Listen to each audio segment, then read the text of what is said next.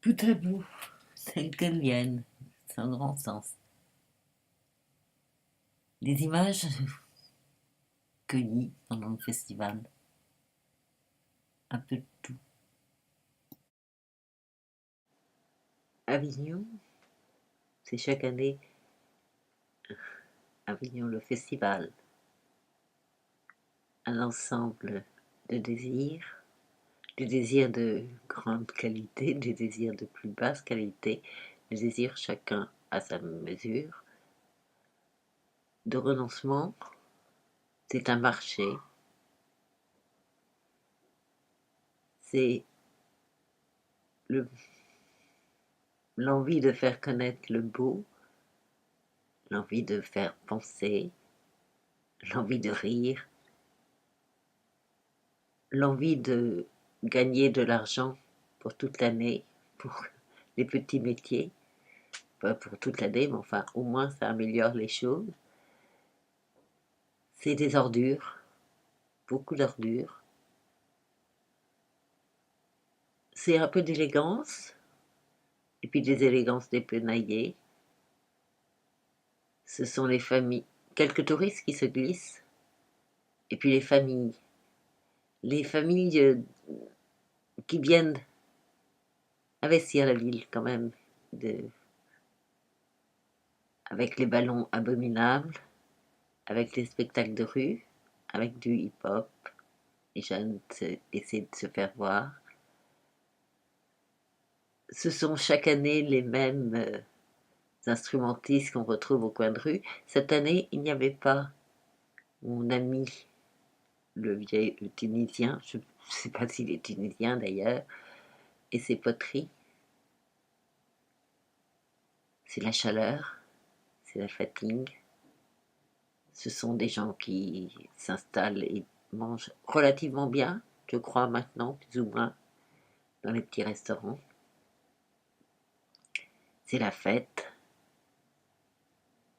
Ce sont les troupes du off dans des conditions plus que précaires, mais qui reviennent. Ce sont tous ce que j'appelle les non-spectacles, mais devant lesquels il y a de grandes queues. Donc, se l'appeler, parler des one-man shows, des comiques, etc. C'est du théâtre de boulevard amélioré.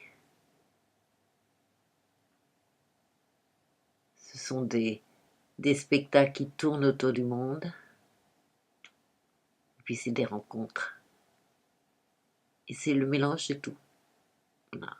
Et c'est un peu fatigant, mais moi en tout cas, ça me manquerait.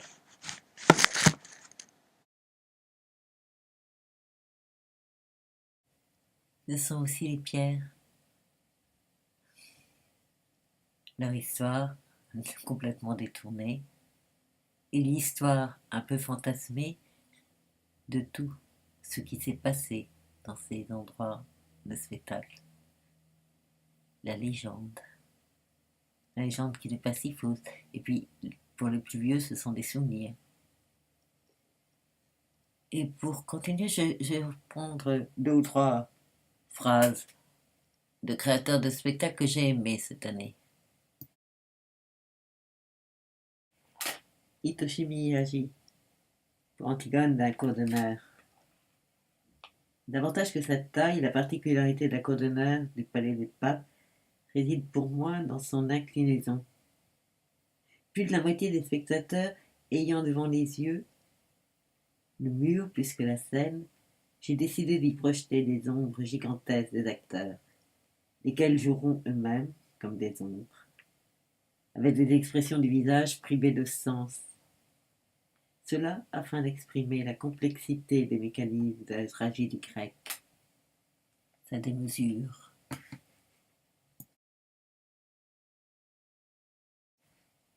Et puis tant pis, ça va être très injuste, mais comme j'ai un très grand souvenir de bêtes de scène, peut-être pas le plus fort, mais enfin quand même, et que je tombe sur un texte des Madame T, je la reprends.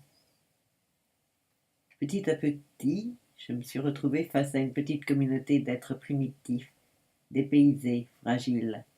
Un groupe d'idiots qui, comme geste extrême, livrent aux spectateurs leurs vêtements trempés de sueur, en renonçant à tout. Tout a commencé par ce renoncement.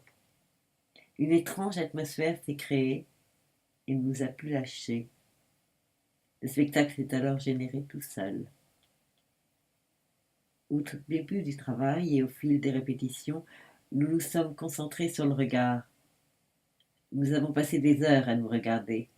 Il me regardait et moi je le regardais sans parler, sans juger. Ils se sont déshabillés petit à petit, abandonnant tous les préjugés, chacun à son rythme. Au centre de tout, il y a l'individu, avec ses mouvements mal coordonnés et sauvages. L'individu qui trace des parcours, qui cherche des chemins nouveaux, qui ne fait rien d'autre que de participer instinctivement à des mouvements saccadés au rythme desquels les muscles et les réflexes sont sollicités et tendus pour rejoindre un état où le corps se met à penser.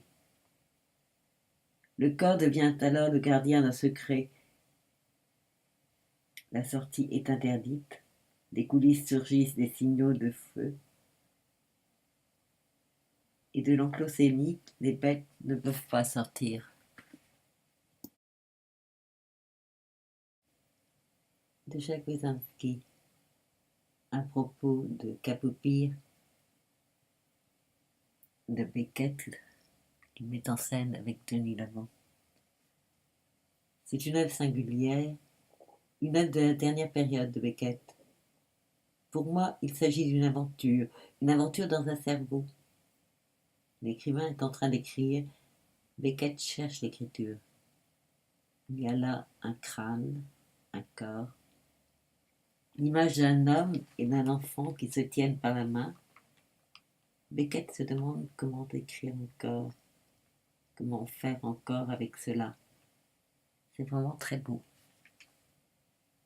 Je m'efforce de faire entendre le texte dans toute sa dureté.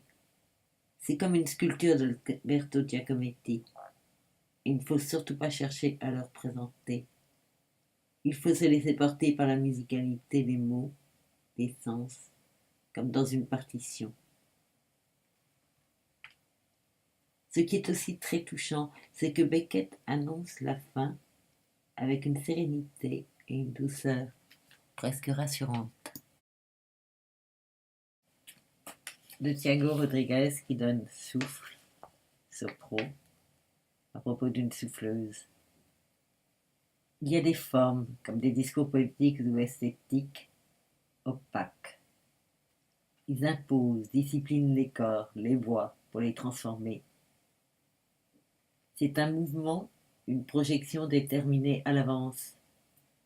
Face à cela, je préfère l'endroit où le texte, le jeu théâtral et la mise en scène servent à créer de la transparence et à mettre en débat des propositions de plusieurs humanités.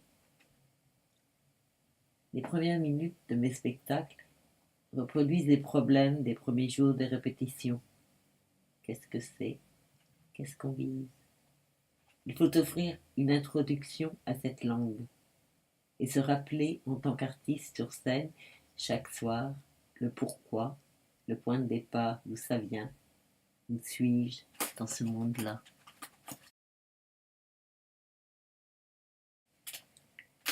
De Lenny Bonifacio, il est venu d'Australie avec Standing in Time. Il y a toujours un effort important fait pour créer et consommer un théâtre miroir, reflet de ce que nous sommes. Mais là n'est pas mon théâtre. L'objet de mon théâtre est de réaffirmer que l'homme fait partie du ciel, de la terre et de tous ses processus. L'objet de mon théâtre n'est pas de représenter des humains qui parlent à d'autres humains ou qui parlent d'autres humains. Nous aimons les jouissances de la vie, la musique agréable, les danseuses graciles, le merveilleux sentiment de nous laisser submerger par nos émotions. mais ce n'est pas le but de nos existences quotidiennes. Nous aimons aussi recenser les informations des journaux, les drames du monde, chercher une jubilation, une célébration jubilatoire, sentimentale ou intellectuelle de nous-mêmes. Nos échecs, nos faiblesses, nos laideurs, tout autant que nos défauts, nos gentillesses, nos réussites, notre héroïsme, sont esthétisés pour être consommés plus facilement au théâtre. Alors à cet endroit, on a le sentiment d'être engagé dans quelque chose d'important, de politique. C'est le cas depuis la caverne de Platon. Et si le théâtre n'était pas seulement la représentation de la condition humaine dans un contexte social? Le théâtre, c'est rendre nos vies humaines présentes dans une perspective cosmologique. Le théâtre fait partie de nos efforts en tant qu'humains à évoluer. L'homme n'est pas la fin de l'évolution, ni la fin de l'évolution de la conscience. Le théâtre a besoin de cette plus grande destinée. Sinon, le théâtre est mort.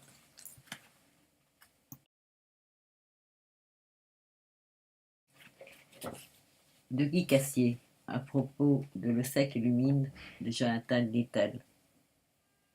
Le titre Le sec illumine fait référence à une vision manichéenne du monde, les bonnes choses étant sèches, verticales et liées au réel. C'est l'idée politique du pouvoir. L'humide, quant à lui, est le mal. Il représente ce qui est horizontal, flou, amorphe et sans forme précise. Jonathan Littell explore en détail l'expression de cette dichotomie dans les écrits de Grelle.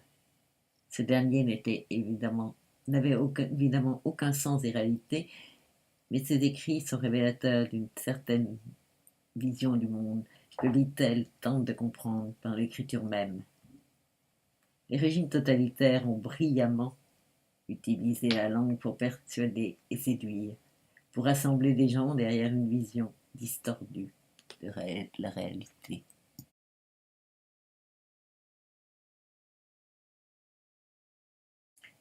De Caroline Guirac-Guyenne, j'espère que je ne garde pas trop son nom. Je suis fille de Vietqueux, mais Ségon n'est pas le spectacle par lequel je vais régler des comptes avec la France. Ce serait trop simple et général à la fois.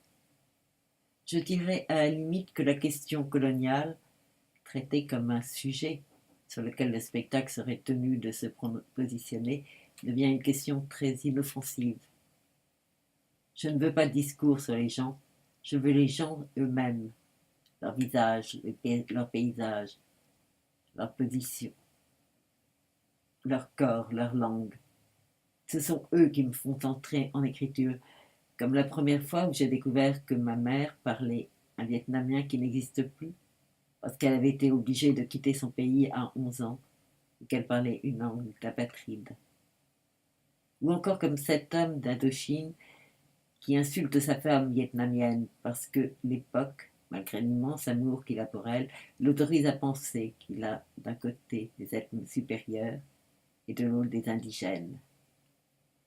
Voilà où est la colonisation, dans le cœur même de ces êtres humains. Et donc, si cela a le sens de nous frotter au passé colonial de la France à travers des destins individuels, tantôt brisés, tantôt rompus, tantôt déplacés et à jamais exilés, c'est celui-là, et seulement celui-là, celui de faire entendre la rumeur insistante des oubliés, des invisibles. C'est comme cela que je veux répondre en tant qu'artiste à cette question. Inviter des Vietnamiens, des Français d'origine vietnamienne à écrire avec nous notre spectacle pour qu'on les voie, qu'on les entende et que notre imaginaire s'enrichisse de leur présence.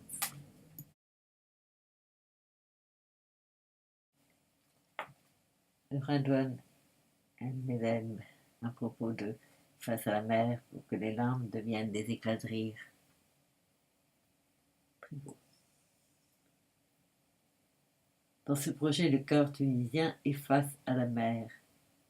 Il raconte la Tunisie d'ici et de maintenant, d'hier et de demain, dans son rapport singulier à l'illusion et à la désillusion, se regardant elle-même tout en tournant ses regards vers l'Europe par-delà la Méditerranée. Un chagrin se fait jour, le mien et le leur, dont les causes sont différentes.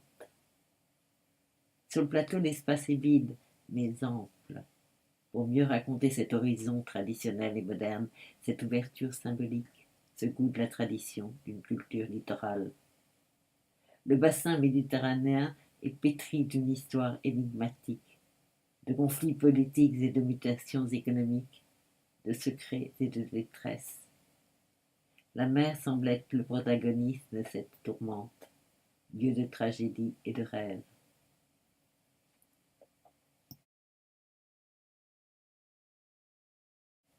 Et comme j'ai mal à ma façon de massacrer les textes, mes yeux, ma voix sont vraiment pas à la hauteur ce matin.